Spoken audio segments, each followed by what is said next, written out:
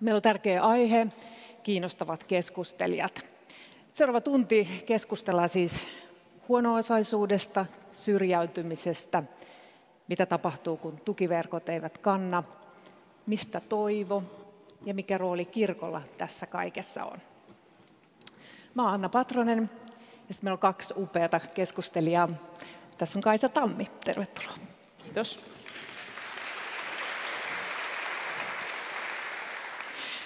Kaisa Tammi on koulutukseltaan psykologi ja tehnyt työuransa Rikosseuraamuslaitoksessa erilaisissa tehtävissä. Ja tuolla Rikosseuraamuslaitoksessa hän on keskittynyt erityisesti naisiin, rikoksen tekijöinä ja lasten ja perheiden kysymyksiin. Ja tällä hetkellä hän sijaistaa valtion lastensuojeluyksiköiden johtajan virkaa. Kaisalta on tullut muuten vastikään kirja Naisvankilan pomo VSOyltä. Ja se onkin varsin vavahduttava kertomus hänestä itsestään sekä tietenkin vankilamaailman todellisuudesta. Me ollaan Toivon voimalla koolla kirkon juhlilla, niin Kaisa Tammi, koska viimeksi sinä koit toivoa? No tuohon voisi tietenkin vastata montakin asiaa. Toivo on tosi tärkeä asia ja ehkä mä ajattelen niin, että ylipäätään kun mä tämän vuoden alussa asetuin tekemään tätä valtion lastensuojeluyksiköiden johtajan tehtävää juuri tuolta taustalta, eli olen tehnyt käytännössä melkein 30 vuotta vankilaympäristöstyötä, niin nuoret ja lapset on niin kuin vienyt mut tosi taas vahvasti sellaiseen toivon niin kuin viritelmään. Ja ehkä niin kuin tuoreeltaan voi sanoa, että toissa iltana vietin pari tuntia Limingan koulukodissa 4 nuoren kanssa semmoisella erityisen huolenpidon osastolla ja olin vähän niin kuin vaan tutustumassa ja muuta. Ja sitten siinä kun oltiin vähän tutuksi tultu, niin sitten puhuttiin vähän siitä, että miksi kukin täällä on. Ja sitten ne nuoret, sitten mä sanoin niin, että mä oon ymmärtänyt, että aika monilla on niin kuin joku päihdepulma meidän koulukodeissa olevilla nuorilla. Niin sitten ne kaikki 4 tosi siis erilaisia nuoria, semmoisia 15 molemmin puolin, kaikki katsoi hirveän niin kuin avoimin silmin. Ja sitten heistä jokainen, että mullakin on päihdeongelma. Ja sitten jotenkin siinä kohdassa kuitenkaan ei ollut mitään lohduttomuutta, vaan siinä oli aika lailla toivoa. Että nyt oltiin oikea asian äärellä, että huomista kohde. Ihana juttu. No sitten meillä on tietenkin Turun piispa Mari Leppänen. Tervetuloa. Kiitos.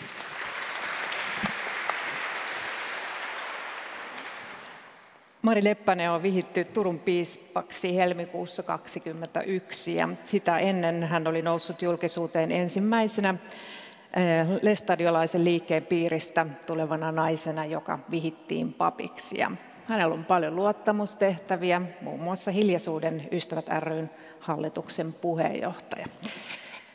Mari Leppänen on kysytty kolumnisti ja nopeasti hän on tullut tutuksi suomalaiselle mediayleisölle uuden ajan piispana. Ja piispa Maristakin on tullut juuri kirja, nimittäin Kotimatkoja, ja sen on kirjoittanut Johanna Venho. Ja julkkarit on muuten täällä kirkon juhlilla tänään, että sinnekin pääset vielä, jos tästä lähdet sitten. Mutta ollaan tämä tunti täällä. Piispa Mari Leppänen, koska sinä koit viimeksi toivoa? No ehkä mäkin tuon sen näihin nuoriin, mutta semmoiseen arkiseen tilanteeseen kotona. Tällä viikolla on ollut täystyöviikko. Turussa on ollut kirkolliskokous koolla ja ne on ollut intensiivisiä päiviä aamu 9:00 ilta 9:00 tai 9:30, mutta yhtenä aamuna meillä oli erityisen kiire kotona ja mun nuorimainen lähti 3. kertaa kirjalliseen kokeeseen ja hän pääsi siitä läpi. Hän oli täynnä toivoa ja elämän riemua ja jotenkin semmoista nuoruuden onnistumista. Ja musta oli myös hienoa, että välillä se vähän vaatii kierroksia ja sitten se löytyy. Hyvä. Joo, eli puhutaan tänään aika vakavasta aiheesta, syrjäytymisestä, huono-osaisuudesta. Me voitaisiin keskittyä, Kaisa, hetkeksi sinuun. Niin kuin kerron, niin sulta on tullut kirja, se Naisvankilan pomo, missä aika avoimesti kerrot oman elämäsi kulkua. Voitko avata tässä kohtaa jotakin meille sun taustastasi, että minkälaiset lähdöt sä oot saanut elämääsi? Minkälaiseen maiseman ympäristöön sä oot syntynyt? Joo, mä oon tietenkin aikani tuote, eli mä oon syntynyt 70 ja Suomi oli silloin erinäköinen kuin se on tänään.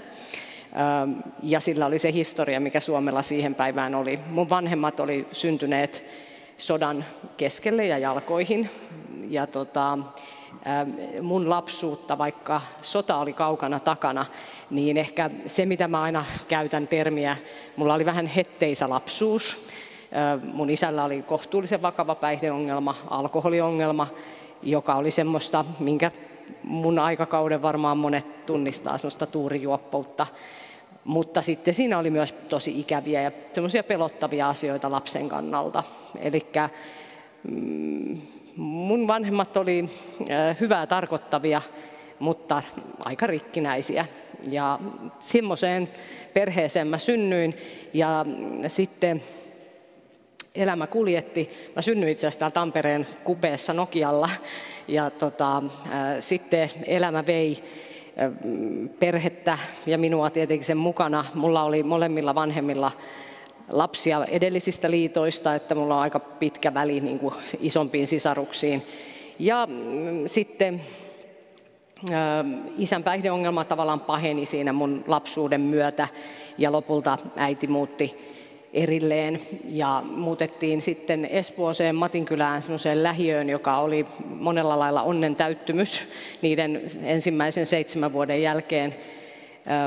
Niin kuin kotiin tuli rauha, joka oli iso asia, mutta se kääntöpuoli oli sitten se, että siitä ympäristössä sattuikin olemaan sellainen lähiökohta, joka rupesikin, jonne kertyi niin kuin paljon semmoisia sosiaalisia ongelmia ja murheita, joten yhtäkkiä tavallaan kotona oli rauha, mutta rappukäytävässä saattoi olla hätä, sanotaanko näin.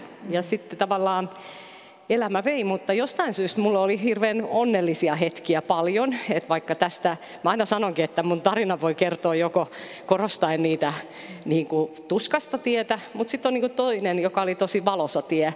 Että oli seurakunnan näytelmäkerho, joka tuli sinne kaupungin vuokratalon kerhotilaan ja siellä mä harjoittelin kissaräätälimestarina näytelmää pienenä ja rupesin huomaamaan, että mähän osaan esiintyä ja sain hyvää palautetta siitä ja monenmoisia teitä, jotka vei sitten kohti, kuitenkin koulussa etenin kivasti ja löytyi koulumaailmastakin niitä kannustajia ja sitten lopulta monenlaisten vaiheiden jälkeen niin kuin se oma semmoinen, ehkä jotenkin aika tosi pienenä jouduin miettimään, että kannanko mä niin kuin jotenkin sitä perheen ongelmien häpeää itse vai voiko mä niin kuin jotenkin ajatella, että se ei ole mun taakka. Ja mä oon ollut vähän hassukin sitten pienestä pitäen ikään kuin jotenkin sen asian kanssa tosi avoin. Ja se on ollut se mun tapa sitten mennä eteenpäin. Minkälaisia turvaverkkoja sulla oli? Oliko sulla turvaverkkoja? No, turvaverkko oli varmaan niitä asioita, jotka oli sellaisia niin kuin lapsen kannattelevia asioita, kuten koulu tai ne harrastukset.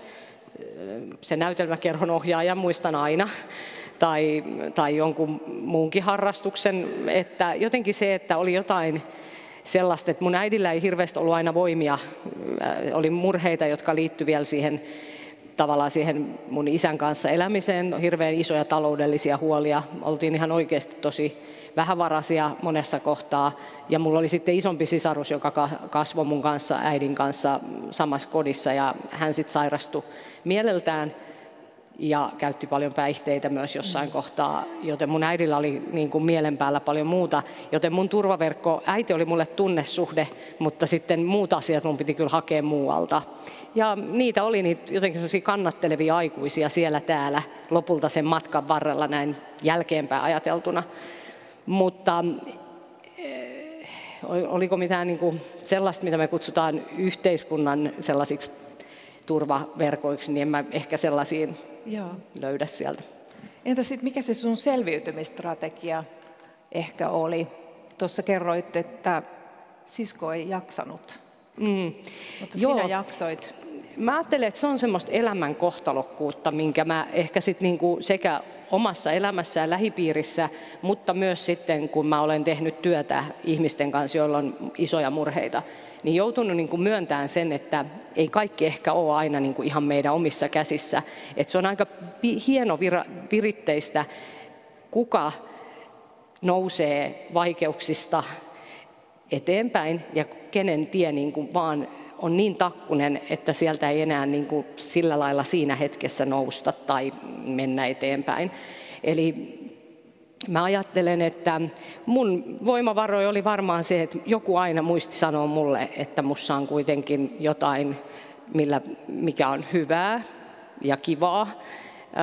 Ja sitten ehkä se avoimuus oli varmaan semmoinen, niin kuin, se oli joskus aika semmoinen lapsen tapa olla avoin, ja ehkä mä sitten olen ollut sille aika uskollinen myöhemmin elämässä, että jotenkin on myös aikuisena, miksi mä nyt uskalsin kirjoittaa kirjaan tavallaan, niin se oli myös semmoinen päätös, että oikeastaan mä oon sitä, mitä mä oon, ja mä itse oon tämän kanssa sinut, niin mä tavallaan oletan, että sitten ne, jotka ei ole sen kanssa sinut, niin sitten ei tarvi ollakaan.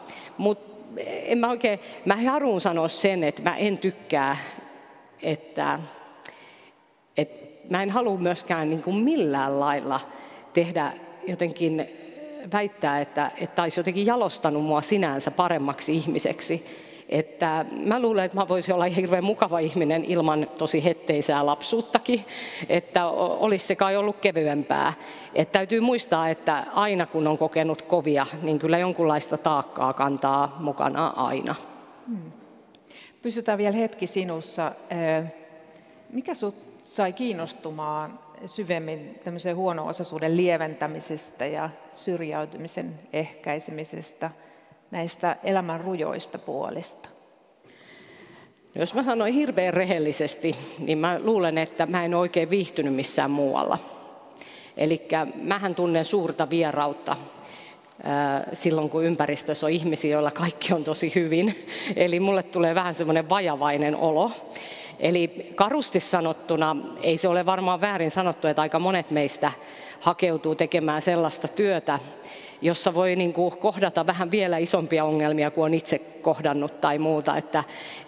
Ja samaan aikaan en ole mennyt sinne ketään, niin kuin, kenenkään tarinoita tavallaan sillä lailla hyväksikäyttämään, mutta ihan oikeasti jotenkin se mun lapsuus vaan valmisti mut vähän sellaiseen, että mun on helppoa asettua sinne, missä on hankaluuksia, isoja murheita, ja mä koen, että tästä maailmasta ei tule, niin kuin, että jokaisen pitää tehdä joku osuus, ja mulle sopii tämmöinen työ, että mä yritän tehdä niiden asioiden äärellä töitä, että meillä kaikilla olisi vähän turvallisempaa.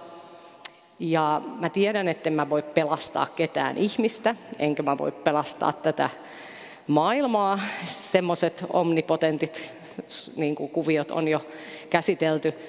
Mutta samaan aikaan musta tuntuu tärkeältä tehdä semmoista, missä mä jotenkin tunnen, että se on tärkeää. Ja ehkä siellä sisällä on myös joku semmoinen ajatus, että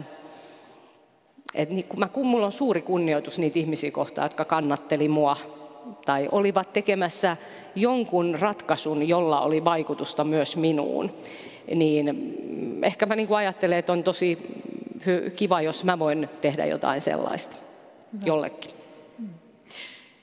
No piispa Mari, mistä lähtökohdista sä tarkastelet tätä huono-osaisuutta ja syrjäytymistä?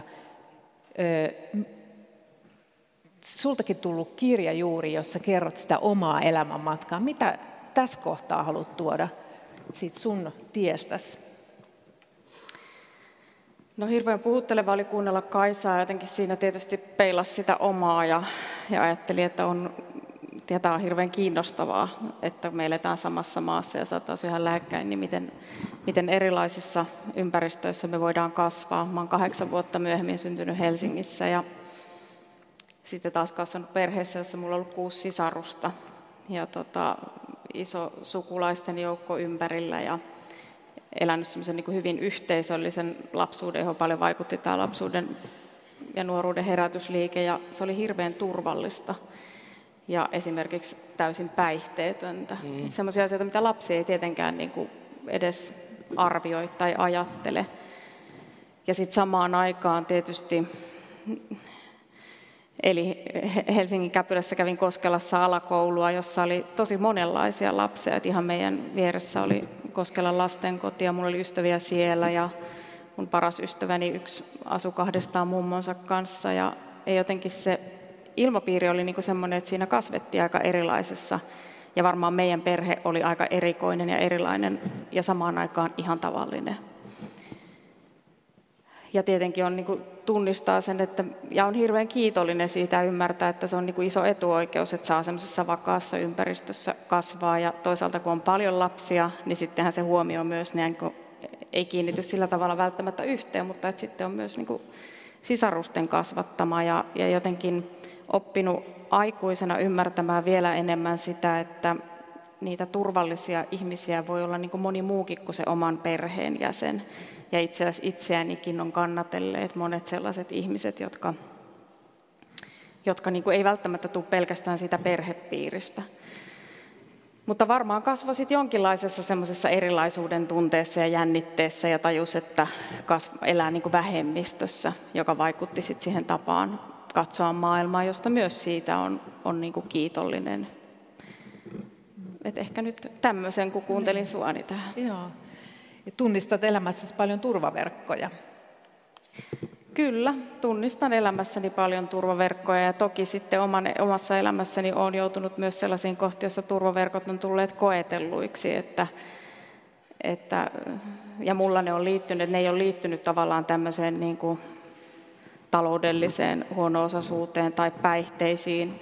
Ja tämä on minusta se hirveän kiinnostava kysymys, että miten niin kuin erilaiset asiat voi myös niin kuin syrjäyttää meitä. Että ne on enemmän liittynyt sitten tähän hengelliseen maailmaan ja siihen yhteisöön kuulumiseen ja sen ulkopuolelle joutumiseen ja siihen kipuun, että kun tavallaan niiden ihmisten keskellä, joiden keskellä on saanut kokea sitä voimakasta turvaa ja rakkautta ja hyväksyntää, ja sitten kun joutuukin ulkopuolelle, niin miten tavallaan sen jälkeen täytyy rakentaa niitä turvaverkkoja ehkä uudelleen ja sitten toisaalta yhtä aikaa se, että aina on ollut ihmisiä, jotka sitten myös näissä tilanteissa on kannatelleet. Joo. Niin, eli nyt jos puhutaan siitä syrjäytymisestä ja huono-osaisuudesta, niin miten se oma henkilökohtainen historiani on muokannut sun näkemystä siitä, mitä tänään ajattelet? Osaatko sä sitä kuvata? No totta kai se vaikuttaa ja ymmärtää sen, että se oma näkökulma on hirveän kapea, että kun kuuntelee just vaikka Kaisaa. Mutta sitten ehkä se oman lapsuuden perheen hienous oli se, että se oli niin kuin sosiaalisesti niin laaja ja siellä oli niin monenlaista. Että se ei ollut sitten vaan joku yksi. Ja meidänkin kotona asui esimerkiksi usein sukulaisia, joiden tilanne oli sellainen, että he syystä tai toisesta vaikka voinut asua kotona tai se oli sellainen avoin. Että se ei ollut tämmöinen suljettu perhe. Ja sen perinnön mä oon sitten niin kuin jotenkin kotoa saanut myös omaan elämääni. Että jotenkin se ajatus kodista on ollut aina semmoinen niin kuin laajempi, johon on voinut tulla myös muualta tulevia ihmisiä. Et esimerkiksi meillä on asunut Syyriasta tullut turvapaikanhakija 8 kuukautta ja mä oon tavattoman kiitollinen siitä, mitä se opetti mulle siitä, miten mä katson vaikka suomalaista yhteiskuntaa tai sitä, miten vieraanvaraisia me olemme tai miten me toistensa kanssa elämme. Että väistämättä se vaikuttaa. Ja mä olen esimerkiksi yli 30 lapsen ja nuoren täti, joka tarkoittaa sitä, että se tekee myös sen todellisuuden näkyväksi, että kuka tahansa meistä voi sairastua tai kuka tahansa meistä voi elämässä ajautua niin kuin myös, vaikka olisi ollut hyvin turvattua, niin syrjää. Ja että elämä ei, niin kuin, vähän se mitä sä sanoit, että ei voi valita myöskään niitä asioita. Että se semmoinen elämän yllätyksellisyyden ymmärtäminen. Just näin. Entä sitten tuossa piispan työssä, niin miten se elämän rujo puoli, ulkopuolisuuden ehkäisy, miten se tulee sun työssäsi vastaan?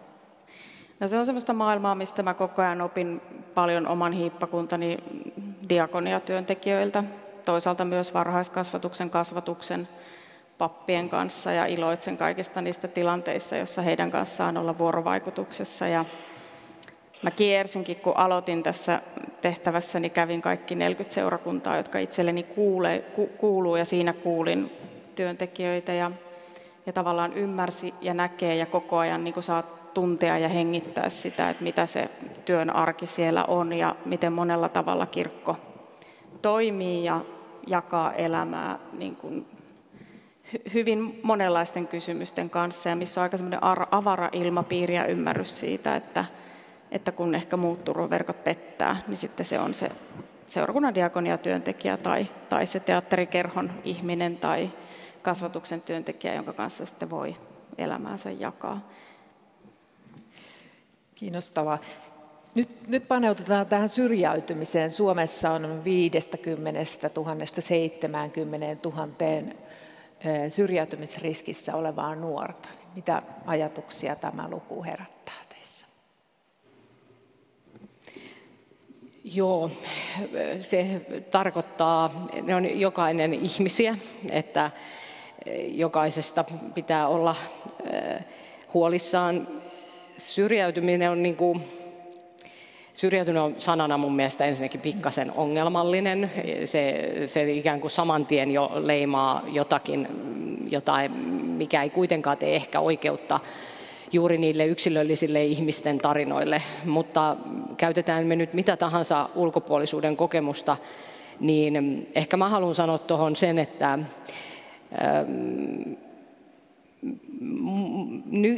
maailma, missä me nyt eletään, juuri nyt tänä vuonna 2024 Suomessa, niin mun työssä niin siellä vankilamaailman äärellä kuin nyt siellä lastensuojeluyksiköissä, koulukodeissa, niin me nähdään tavallaan semmoiseen nurkkaan, että meillä se, mitä tutkijat sanoo polarisaatioksi, siksi, että ikään kuin ihmisiä alkaa niin kuin elää aivan toisenlaisissa kuplissa. Että jos piispa Mari sanoi äsken, että se, että mun lapsuus kuulosti niin kovin erilaiselta tarinalta kuin missä itse olit elänyt, niin nyt meillä on paljon hurjemmat erot niillä todellisuuksilla. Ja kun mä tapaan niitä lapsia ja nuoria vaikka siellä koulukodissa, niin mä tajuan, että he on pudonneet jo kosketuksessa semmoisia asioihin, joiden luulisi olevan Suomessa ihan tuikitavallisia asioita kaikille. Semmoiset, että yksinkertaisesti kokemus siitä, että mä en kuulu mihinkään, kukaan ei ole kiinnostunut musta, mut nähdään uhkana, mut nähdään pahana ja he ovat vasta lapsia. Eli toi luku on järkyttävä siihen nähden, että se tapahtuu Suomessa ja meillä on kuitenkin tämä kaikki hyvinvointi ja vauraus meidän ympärillä.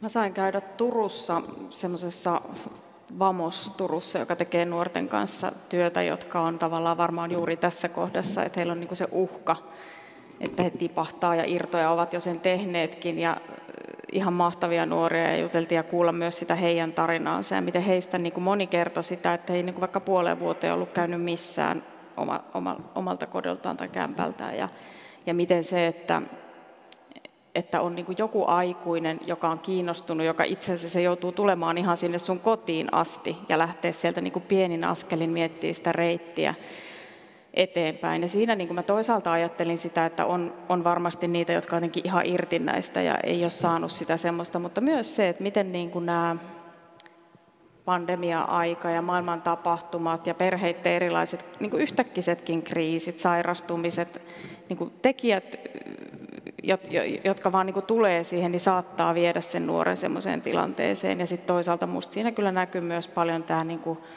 mielenterveyteen liittyvä kuormittuminen ja siihen niin monenlaiset paineet, joiden keskellä nuoret elää. Ja sitten jotenkin se semmoinen toivo ja lohtu, mikä siinä oli näissä heidän kertomuksissaan, että miten sitten siitä vähitellen he kasvoi toisilleen niin kuin vertaistueksi. Tuossa Kai sä sanoit, että tosiaan on sellaisia nuoria, jotka kokee, että he ei kuulu mihinkään. Niin se tuntuu aivan hurjalta. Tuossa mietinkin, että minkälaisia tapahtumasarjoja sinä näet tämmöisen kehityksen edellä? Niin, me ollaan kaikki aina jotenkin perheittemme tuotoksia monella tapaa. Ja mä ajattelen, että noissa lapsissa ja nuorissa huomaa, että kyllä ne äidit ja isät niissä tarinoissa kulkee, mutta että on voinut olla Että nämä lapsethan ei usein valitse sitä, että mikä se äidin ja isän kantokyky, kannattelukyky ja huolehtimisen kyky on. Ja näin on kai aina ollut. Eikös kirkkokin ole tullut monesti auttamaan niitä lapsia aikoinaan jo. Kirkollahan on ollut paljon niitä tehtäviä, joita ikään kuin nykyaikaisen yhteiskunnan sosiaalijärjestelmäksi tai muuksi kutsutaan. Eli eihän se ole tavatonta, että jonkun menetti äitinsä vaikkapa ennen kuoltiin synnytyksiin ja lapset saattoivat joutua orvoiksi monenlaisista syistä. Nyt me ollaan toisenlailla, että musta tuntuu, että meillä on hirveästi lapsia, jotka syntyy tilanteissa, jossa he jää niin kuin henkisesti orvoksi. Eli ei ole, vanhemmalla ei ole semmoista niin kuin kykyä huolehtia, olla suhteessa, huolehtia edes perustarpeista. Ja sitten se voi olla niin kuin monenlaista orpoutta, semmoista monenlaista henkistä puutosta. Ja sitten ne alkaa kertaantua, eli kyllä me puhutaan semmoisesta ylisukupolvisesta kuormasta, jota sitten kukin sukupolvi kantaa tavallaan. On myös sanottava, että nyky-Suomi, niin kuin viittasin siihen, että jos mä ajattelen sitä 70-lukulaista lapsuutta, ja jos mä mietin nyt lapsia ja nuoria, niin me ei olla enää se yhtenäisyhteiskunta. Meillä on kirjavampi joukko täällä, ja meillä on myös lapsia, joiden vanhemmat kantaa vaikka sitä pakolaistaakkaa tai niitä tragedioita oman kotimaan taustoissa. Ja nekin lapset joutuu rakentamaan sitä omaa niin kuin elämäänsä nyt täällä Suomessa. Ja siellä voi olla semmoisia taakkoja, että koulukodin jossain tulosyytilanteissa, niin mä katson joskus aina siellä näkyy, että sotatrauma esimerkiksi, niin kyllä se niin kuin havahduttaa miettimään, että aivan sotatrauma. Että se ehkä on tämä juuri, että meillä on ihmisiä, joiden elämästä ehkä itse kunkin meistä on aika vaikea enää edes kuvitella, millaista se on. Että millaisten asioiden kanssa joku lapsi herää aamuun ja miettii, että mitä tästä päivästä tänään tapahtuu tässä kotona. Ja hyvä kuvaus tästä on esimerkiksi tämä Ujuni Ahmedin kirja tytöille, jotka ajattelevat olevansa yksin, kun mä ajattelin, että hän eli niin kuin ehkä vähän mun jälkeen lapsuuttaa Helsingissä, ja että mulla ei ollut niin kuin mitään käsitystä siitä, minkälaista se elämä voi olla. Että meillä elää niin kuin jo myös semmoisia alakulttuureita, jotka on tavallaan ihan omien lainalaisuuksiensa keskellä, ja se on musta niin kuin semmoinen kehitys, johon pitäisi pystyä vaikuttaa, että me jotenkin pystyttäisiin puhkoa aukkoja niihin, että me ylipäätään niin kuin ymmärrettäisiin tai näkisimme tai hahmottaisimme, että ihan tässä vieressä, että ei tarvitse ajatella, että se tapahtuu jossakin kaukana, vaan ihan vieressä on niin kuin hyvin monenlaisia todellisuuksia. Ja mä en voi olla sanomatta sitä, että ehkä se kaikkein vaarallisin hetki on se, jos me ruvetaan jotenkin ajattelemaan, että on he ja sitten on me. Olipa se erotteleva tekijä sitten mikä tahansa kupla tai erilainen elämäntyyli, erilainen kulttuuritausta tai mikä tahansa. Se päivä, kun me aletaan uskoa, että on jotain muita kuin meitä kaikkia, niin se on kyllä niin kuin synkkä päivä. Ja sellaisiakin niin kuin pelkoja on kyllä, ja kyllä nuorilla jo näkyy sitä, että noi ja me muut. Osaatko Kaisa sanoa, että mikä niin kuin tässä ajassa sit sairastuttaa meidän yhteiskuntaa? Siis samaan aikaanhan me ollaan niin kuin listoilla niin kuin maailman onnellisin kansa. Mutta toi todellisuus, mitä sä kuvaat, niin se on niin kuin aika sairas. Mikä sairastuttaa? Joo, tämä on aina niitä, kun lupaa tulla haastatteluun, niin pitäisi oikeastaan tietää koko vastaus tavallaan sellaisiin asioihin, jotka on tosi monimutkaisia, mutta meidän ajassa on, että kyllähän niin kuin meidän ajassa on tiettyjä, ensinnäkin näki semmoinen yksinäisyyden ja semmoisen niin kuin irtolaisuuden, minä tarkoitan irtolaisuuden sellaista, että olet vähän niin kuin, et kiinnity oikein mihinkään, niin se on aika vahvana meidän yhteiskunnassa, ja se semmoinen, että jokainen hoitakoo omat hommansa, jokainen perhe hoitakoo omat asiansa, ja että sun on pärjättävä omillas. Sitten niin kuin ehkä joku ilmiö, jota me ei varmaan olla kukaan tajuttu, mitä meille on tapahtunut, niin on varmaan, niin kuin, jos miettii mitä on tapahtunut, meidän käteen tullut se laite, joka on, meillä on yhtäkkiä semmoinen kuin sosiaalinen mediaelämä, joihin niin kuin ihmiset elää, nuoret kasvaa suorastaan niihin kuvioihin, joka on aika raakalaismaista, että tavallaan, että jos mä tunsin, muistan, kun menin kevätjuhlaan ja me oltiin käyty Helsingin Pukevasta tekemässä osamaksusopimus, kun mä sain ne kesän ainoat vaatteet. Ne oli nätit ja tärkeät ja mä sain laittaa ne ekan kerran sinne kevätjuhlaan ja sitten ne oli mun kesän kauniit vaatteet. Ja mä muistan, että mä tunsin kateutta siihen, että toisille tuli uusia vaatteita tuosta ja tuntui, että miksi mä en ikinä kerkeä siihen, mitä Mikmakki mainosti, niin miksi mä en saa ikinä niitä.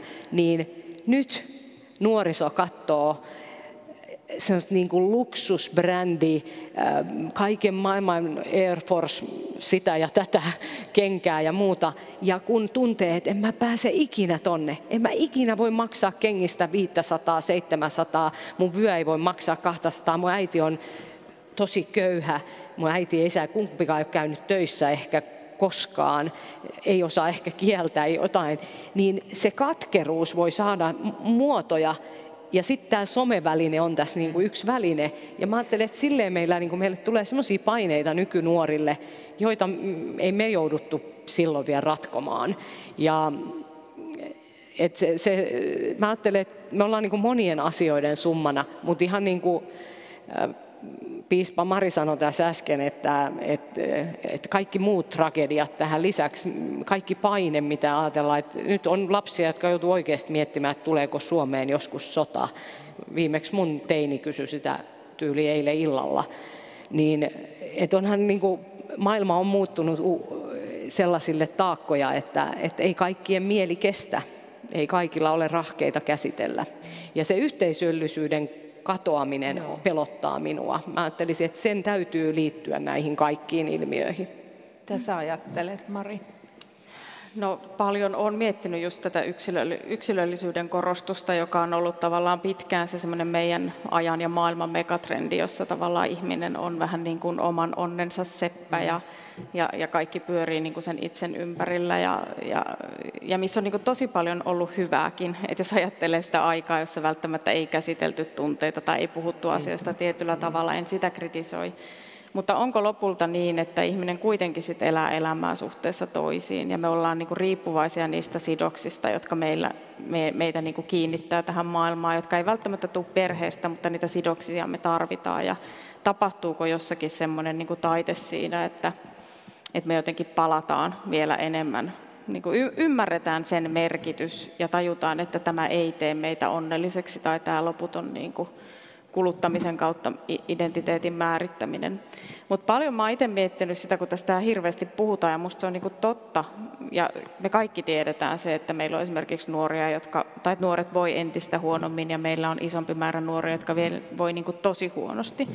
Mutta sitten jotenkin siinä rinnalla meidän pitäisi musta myös pystyä puhumaan sitä hyvää kehitystä. Et ei katoisi se semmoinen perspektiivi ja niinku pidemmän ajan kaari, että ihan oikeasti maailmassa tapahtuu koko ajan myös niin kuin paljon hyvää kehitystä ja meillä on niin kuin välineitä ja mahdollisuuksia puuttua asioihin. Ja tässä mä monesti omille lapsilleni sanon, että mun isoisä syntyi perheeseen, jossa oli 6 lasta ja 4 niistä kuoli pieninä, 2 kasvoi aikuiseksi ja se on mun isoisä.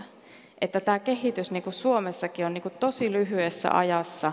Me on onnistuttu rakentamaan sellainen yhteiskunta, jossa on ollut niin kuin huolenpitoja ja ihmiset on voinut vähän, niin kuin, aina on ollut erilaisista taustoista tulevia.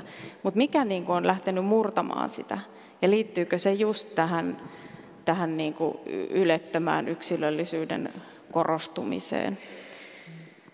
Joo.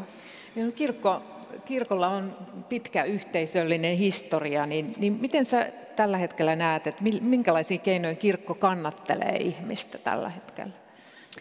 No hirveän monella tavalla ja mä ajattelin, että se on se meidän niin kuin voima ja tehtävä myös tässä asiassa, että tarjota ihmisille niitä paikkoja, missä voi kokea sitä kuulumista ja jakaa sitä elämää, ja jossa ehkä voi olla myös vapaa niistä elämän muista sidoksista, jotka voi olla tosi kuormittavia. Ja siinä ajattelen nyt vaikka kirkon nuorisotyötä, joka on niin kuin edelleen hyvin vahva niin kuin kontakti monilla paikkakunnilla nuoriin, jossa nuoret saa niin kuin erilaisista taustoista tulla yhteen, ja että ylipäätään on turvallisia aikuisia, jotka on kiinnostuneita, ja on aikuisia, jotka haluavat nähdä sinut. Ja sitten siitä niin kuin koko se elämän kaari, että kyllä mä monesti mietin sitä yksinäisten ja sairaiden ihmisten määrää tai ihan vaikka vaan hoivakodeissa olevien ihmisten määrää. Kerroin tästä meillä asuneesta Syyriasta tulleesta miehestäni, hänen puoliso on nykyään sitten perheyhdistämisen kautta tullut tänne, ja hän on opiskellut sitten, tai opiskelee nyt lähihoitajaksi ja toimii hoivakodissa, ja hän usein soittaa mulle ja sanoo, että Mari, sun täytyy tulla tänne. Että täällä on niin paljon ihmisiä, jotka tarvitsisivat jonkun, joka niinku kuuntelee, ja että on aikaa niinku kuulla heidän tarinansa. Sitten hän kysyy multa, että miksi suomalaiset eivät niinku pidä huolta omista vanhuksistaan. Mä yritän sanoa, että kaikilla ei välttämättä ole, että meillä on niinku myös pieniä perheitä ja ei ole sitä, ja heidän kulttuuri on niinku erilainen, mutta huomataanko me esimerkiksi myös tätä voimavaraa, jonka maahanmuuttajat ehkä tuo meidän yhteiskuntaan, jossa se semmoisen niinku vanhuuden ja elämän kokemuksen ja pitkän iän ja myös siihen liittyvän niinku haurauden arvostus on aika syvää. Että kyllä meillä, mä ajattelin, että seurakunnissa tehdään ihan sieltä vauvasta sinne niin kuin elämän viimeisiin päiviin tosi tärkeää työtä, jossa niin kuin ihmiset voivat elää suhteessa toisiin ja sitten myös suhteessa Jumalaan. Tuossa jäi miettimään se, mitä juuri nyt sanoit, ja sitten Kaisan puhetta siitä, että on tullut nämä älylaitteet ja me tuijotamme tätä ruutua. Ja sitten mietin, että tosi paljon nykyihmisen suhde kirkkoon on myös medioitunut. Onko jotain, mitä kirkko voisi vielä petrata, tai jotakin sellaista, että me voitaisiin oikeasti tulla yhteen tai kokea semmoista niin kuin enemmän fyysistä yhteyttä? Että ei sekin suhde mene tällaiseksi medioituneeksi ja tällaiseksi, että luen seurakuntalehdestä tai somesta, että mitä kirkossa tapahtuu yksin. No mä ajattelin, että se medioitunutkin suhde on tärkeä. Joo. Ja se voi synnyttää kokemuksen siitä, että mä oon osa tämmöistä niin kuin arvoyhteisöä ja jonkun semmoisen kokemuksen siitä, että tämä yhteisö minuakin kannattelee niissä mun elämäntilanteissa ja niitä ei ehkä tarvitse asettaa niin kuin vastakkain. Ja musta se on niin kuin tosi tärkeää se työ, mitä kirkko mediassa tekee, koska suurimman osan ihmisten suhde kirkkoon muodostuu sitä kautta. Ja sitten yhtä aikaa tämä, että meillä olisi ovet niin kuin konkreettisesti ja symbolisesti auki kaikille. Ja se semmoinen niin kuin vieraanvaraisuuden ilmapiiri, jonka pitäisi kristilliseen uskoon niin kuin syvään ytimeen kuulua. Mutta kyllä musta tuntuu, tai se mihin mä itse paljon törmään, niin se liittyy just tähän aikaan, joka on tosi kiihkeä. Että vaikka meillä on täällä monet asiat hyvin, niin tämä kuluttaa meidän mieliä ja tämä kuluttaa meidän niin kuin koko tapaa olla tässä maailmassa ja se semmoinen niin kuin aina tavoitettavissa oleminen ja myös ne paineet, mitä siihen liittyy. Ja siinä niin kuin tämmöinen hiljaisuuden ja rauhan ja estetiikan ja niin kuin pyhyyden kokemuksen mahdollisuudet sen lisäksi, että ihmiset kaipaa niin kuin sitä toiminnallista yhdessäoloa, niin mä ajattelen, että kaikella tällä on tässä ajassa niin kuin iso merkitys. Ja mä oon ehkä myös niin kuin kadotettu sitä kykyä olla läsnä ja olla rauhassa. Ja jotenkin siinä voi tuntea niitä omia tunteitaan, tunnistaa niitä, mutta mä ajattelen, että se on myös maailma, jossa sitten voi kuulla sen syvemmän kaipauksen ja myös niin kuin Jumalan äänen. Että sen tilan vaaliminen. No Kaisa, miten siinä maailmassa, missä sä operoit, vankila, lastensuojelu, miten se kirkko näyttäytyy tai nämä usko, miten ne näyttäytyy siellä? Onko sillä tämmöistä turvaverkon omasta asemaa siellä?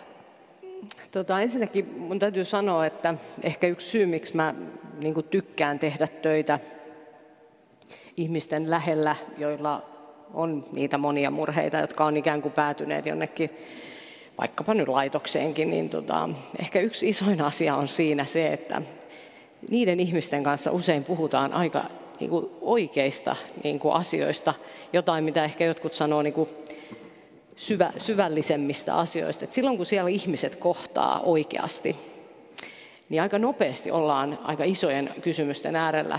Ja mä jotenkin usein olen sanonutkin leikillä, että jotenkin niissä kohtaamisissa aina miettii, että pitäisi vähintään olla pastori, että aletaan aina kysyä semmoisia isoja kysymyksiä, että onko mulla mitään arvoa ja voiko mä ikinä saada anteeksi ja voiko mun äiti ja isä saada ikinä anteeksi. Ja niin edelleen. Ollaan niin kuin synnin ja sovituksen ja tosi isojen niin kuin armokysymysten äärellä. Mutta se on mun mielestä aika hienoa, nimittäin sit kun ihmiset kohtaa ja ollaan niin kuin näiden asioiden äärellä. Joten ei ole minusta yhtään yllätys, että aika usein tällaisissa ympäristöissä ihminen rupeaa kysymään, että mitä sitten, että kenenkaan mä voisin näistä jutella.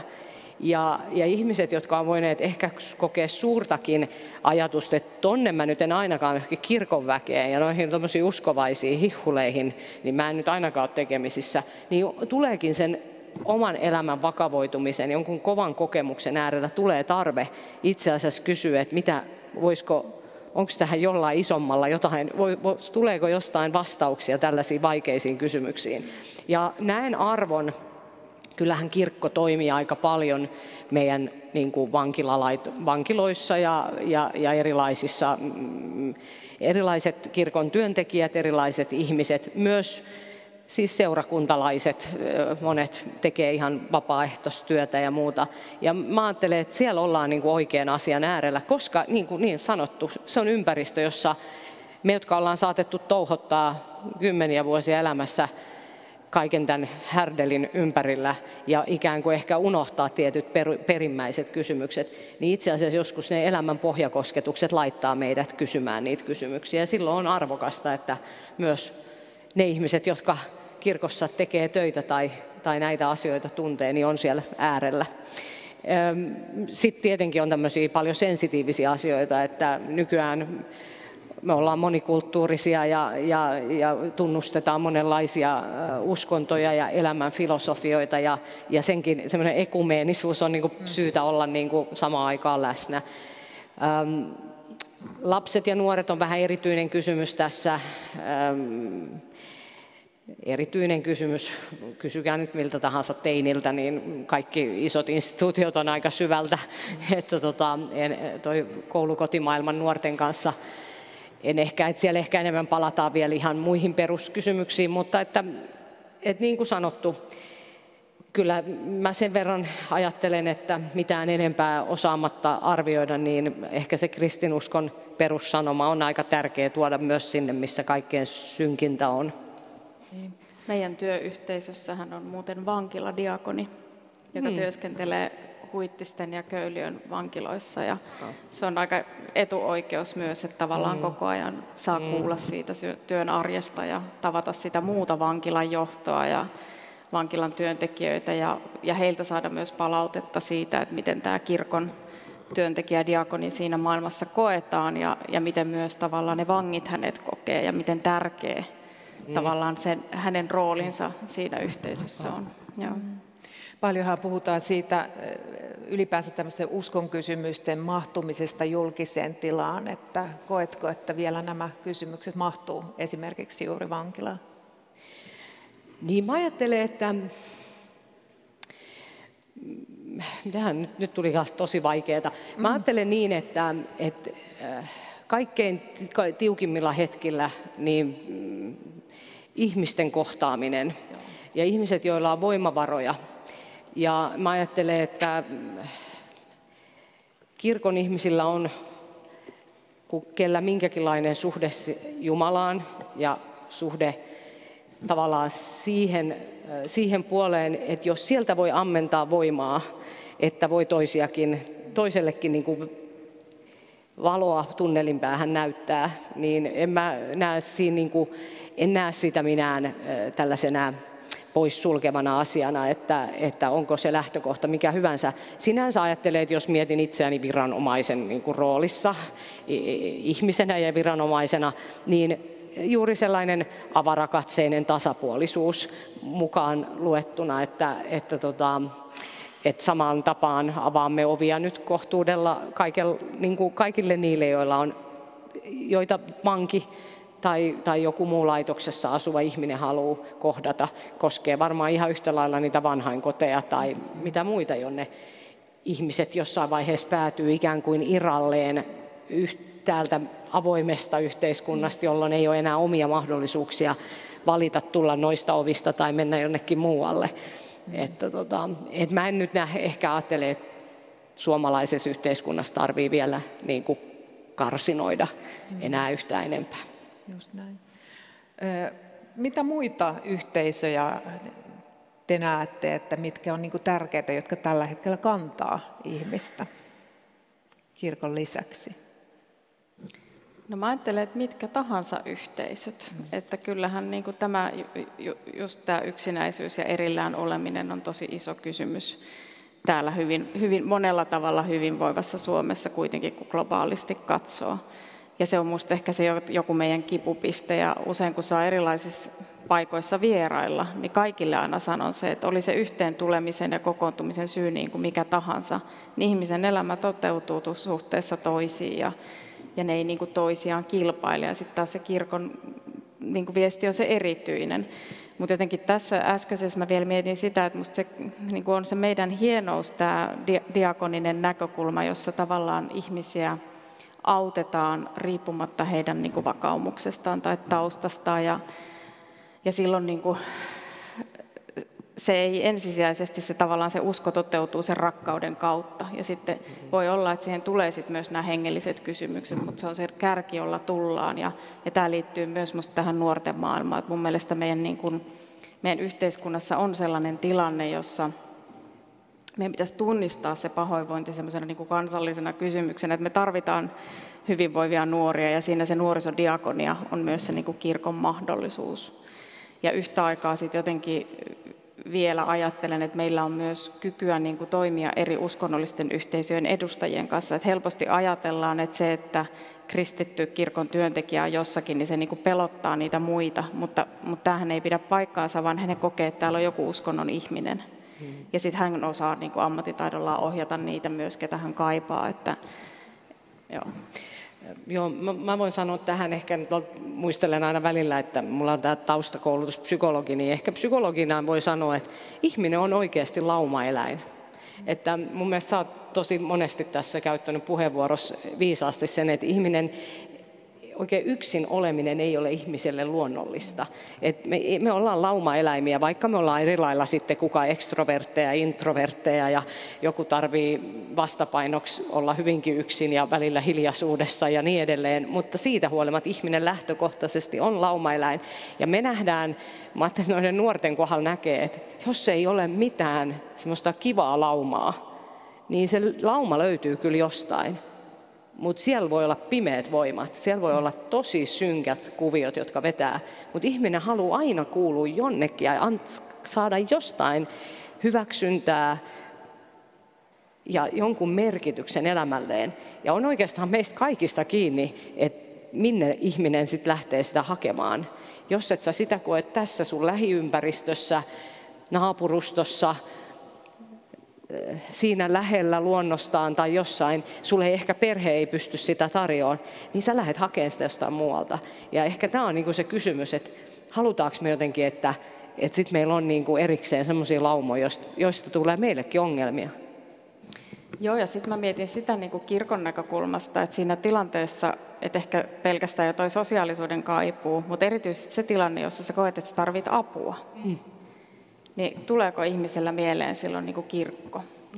Ja jos se tulee ja kun se tulee, niin silloinhan on ylittänyt jo niin kuin aika ison kynnyksen, kun lähestyy ja pyytää elämässään tai elämähädässään apua. Ja mä oon itsekin ollut sellaisissa tilanteissa, jossa on soittanut seurakunnan diakoniaan tai on soittanut lastensuojeluun ja joutunut johonkin tilanteeseen niin kuin pyytämään apua ja silloin niin kuin ymmärtää, vaikka ne on ollut vaikeita tilanteita, niin että on hyvin kiitollinen niistä tilanteista, koska silloin ymmärtää myös sen, että minkälaisen kynnyksen sä oikeasti niin kuin ylität, kun sä teet sen ja lähestyt. Ja sitten toisaalta mietin paljon sen jälkeen niin kuin meidän kirkonkin työntekijöitä, että kun me elätään monenlaisen kiireen keskellä ja arki on täynnä ja kaikkea, ja monesti voi tuntua sitä, että hätä tulee mua vastaan niin kuin joka puolelta ja sitä monenlaista osattomuutta on ja taloudellista hätää ja onko joskus semmoinenkin olo, että käyttääkö nämä niin kuin meitä hyväksi. Niin joku semmoinen niin kuin herkkyys siihen, että me toimitaan siinä työssä ja virassa, niin samaan aikaan me ollaan jotenkin sille ihmiselle sekä ne kirkon kasvot, mutta myös jollakin tavalla meistä heijastuu ne Jumalan kasvot ja miten ainutkertaisia ne myös voi olla ne hetket. Ettei se olisi sattumanvaraista, vaan että meillä on joku semmoinen, niin kuin tämä huono sana, tämä laatulupaus, mutta semmoinen, että kun me puhutaan siitä, että äärimmäisessä hädässä ihminen on aina tervetullut kirkkoon ja voi kääntyä meidän puoleemme, niin että me osaisimme yhdessä tehdä töitä niin. Hyvä. Joo, paljon puhutaan ylisukupolvisuudesta ja tässäkin siitä on mainittu, köyhyys, huono-osaisuus periytyy. Nyt Kaisa, kun sulla on useampi vuosikymmenen alalla, niin minkälaiset asiat usein toistuu, kun ihminen jotenkin se saadaankin katki, tämä putki, ja se elämä voi urjatakin uusille, terveemmille urille tai jollakin tavalla selvemmille vesille, niin mitä yleensä tapahtuu? Onko jotakin semmoisia markkereita, asiasanoja, että mitä tapahtuu, jotta ihminen niin kuin, jotenkin se kääntyy se? Onko se juuri se yhteisö tai se katse, toisen jotenkin semmoiset rohkaisevat sanat, ihmiset, oikeat sanat oikeaan aikaan? Niin, mä ajattelen, että siellä on usein se lähtee siitä, että jotenkin tulee nähdyksi ja kuulluksi tavalla, jota ei ehkä ole ikinä ennen tapahtunut, syystä tai toisesta. Yleensä siihen tarvitaan toinen ihminen vähintään, joku, joka sanoo, että miksi ihmeessä sä toistat tätä tarinaa tai huomaatko missä sä taas olet. Tämä on sitä nyt, jos piispa Mari tässä äsken sanoi, että miten kirkon työntekijä on aina niin kuin monessa roolissa tavallaan kohdatessaan jonkun, jolla on vaikka hätä. Niin tämä on se, mitä mä oon sanonut vankilatyöntekijöille, että sä et koskaan voi tietää, että mikä kohtaaminen on se, joka sen ihmisen mieleen menee ja ikään kuin kääntää sen kaiken. Ja se voi olla niin ratkaisevaa hänen ihmisen kannalta, että tavallaan jokaiseen kontaktiin kannattaa mennä aika lailla niin kuin täysillä. Et meidän ihmisten välillä tapahtuu paljon asioita. Ja kun mä mietin oikeastaan, kun sä rupesit puhumaan tuota kysymystä, niin mietin heti mielessäni semmoista naista, jonka itse asiassa tarinasta kerron siinä kirjassanikin, Hannasta, joka on antanut mulle luvan aina häntä siteerata tarpeen tullen. Mä ajattelin, että Hanna oli semmoisen surkeiden perhetarinoiden niin kuin äärellä päätynyt sinne vankilaan. Ja jotenkin joku sellainen, niin kuin hän itse sanoi, että se, että hänelle tarjottiin mahdollisuuksia, se, että joku näki hänessä, niin kuin, että sä voisit kyllä tehdä jotain muutakin. Ja muuten hän tyri sen jälkeen monta kertaa, siis käytti huumeita. Aina kun tuli paha olo, aina kun tuli ressi, niin hän palasi sinne, mikä oli hänelle tuttua. Mutta lopulta tuli päivä, kun ei enää palannut. Ja hän sanoi, että se päivä oli se jotenkin, että hän muisti, että hänelle annettiin mahdollisuuksia. Että häntä ei lytätty eikä häntä tuomittu. Ja ollaan varmaan taas jonkun aika perusopetuksen äärellä. Eli kyllä se yhteys ja sitten ne mahdollisuus ja sitten sinne tulee se toivo. Että jotenkin virii se toivo, että asiat voisikin olla toisin. Ja sitten se on kyllä erikoista. Mä voin sanoa, että se on yksi, mikä mua koskettaa jotenkin aina. Että kun ihmisiä joista niin kuin yllättäen tapaa, että että sulla on niin kuin lähtenyt asiat hyvälle tolalle, ihmisiä tällaisia, niin kaikissa heissä niin kuin he leijuu semmoisessa kiitollisuudessa sitten he voi olla niin kuin ihan perustoimeentulolla ja kaikki on hankalaa ja asunnot on mennyt ja muuta, mutta siitä huolimatta kiitollisuus siitä, että nyt mä oon jotenkin niin kuin tässä, että mun ei tarvitse kuitenkaan jatkaa sitä, mikä oli niin kuin jotenkin mulle pitkään se ainoa mahdollinen tie. Että voin jotain valita. Voin valita ainakin sen, että tänään olen selvinpäin ja voin huolehtia itsestäni ja huolehtia vaikka lapsestani paremmin kuin musta on koskaan huolehdittu. Niin siihen tulee sellainen jännä kiitollisuus. Se on aika koskettavaa. Ihana kun mainitsit tuon toivon. Piispa Marilta haluaisinkin kysyä tästä toivosta. Toivo on ankkuri. Mitä se kristillinen toivo on? Mitä toivo on? No kyllä mä ajattelin, että toivo on luottamusta huomiseen ja jotenkin oma kokemus on se, että toivohan vahvistuu tekojen kautta. Ja monesti kun kääntää niin kuin katseen itsestä toisiin ihmisiä, jotakin niin kuin pienen palan antaa, niin oma toivo vahvistuu. Mutta kyllähän se kristillinen toivo on siitä jotenkin erityistä vielä, että se lähtee niin kuin tosi syvistä vesistä ja ristin juurelta ja se peruskatse on sellainen, jossa niin kuin kaikenlaisella elämällä on arvo ja kaikenlaisella elämällä on ja tulee olla se luottamus huomiseen ja tavallaan se ajatus siitä, että esimerkiksi tässä maailmassa ei ole vaikka mitään semmoista yksinäisyyttä tai erillisyyttä, mitä meidän niin kuin vapahtaja ei olisi kokenut, joka on kipujen mies ja sairauden tuttava. Että se ei niin kuin pelkää mitään, mikä tässä maailmassa on totta. Eikä se ole semmoista kevyttä toiveikkuutta, vaan se on niin kuin lujaa luottamusta huomiseen kaiken sen keskellä, missä ihminen kulloinkin on. Ja se toivo on ihan työkalu, eikö niin, tuolla vankilamaailmassa? Joo, mä oon itse kyllä jotenkin huomannut, se on liittynyt oikeastaan siihen, että vuosikymmenten varrella, kun alkoi ehkä tällainen käsitys siitä, että nämä traumat, jotka monesti voi olla ihan ylisukupolvisia ja sitten toki osalle meistä ihmisistä kertyy ikään kuin trauman perään.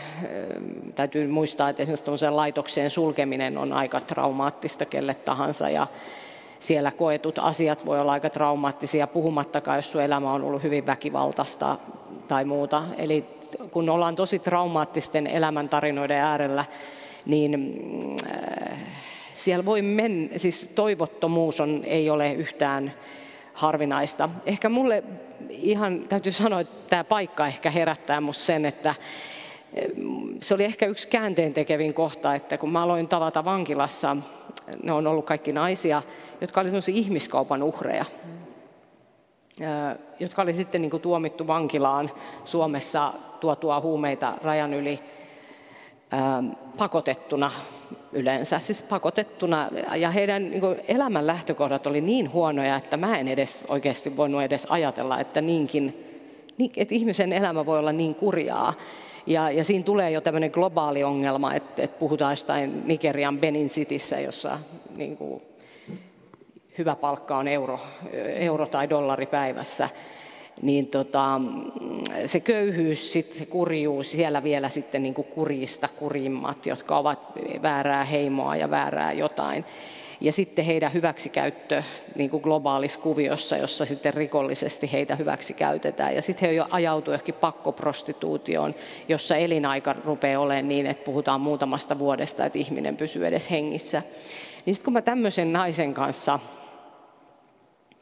ekoja kertoja tapasin tämmöisen ihmisen, ja sitten niin kuin ajattelin, että hän on nyt täällä vankilassa, että mitähän mä tälle voi sanoa, niin kun sitten heistä joku sanoi mulle ekan kerran, että kun sä kerroit, että hän onkin, niin kuin hänelle on käynyt tällaisia, että hän rupesi katsomaan omaa elämäänsä eri tavalla, että hän oli vaan ajatellut siihen asti, että hän on tosi tyhmä ja tehnyt tosi huonoja valintoja.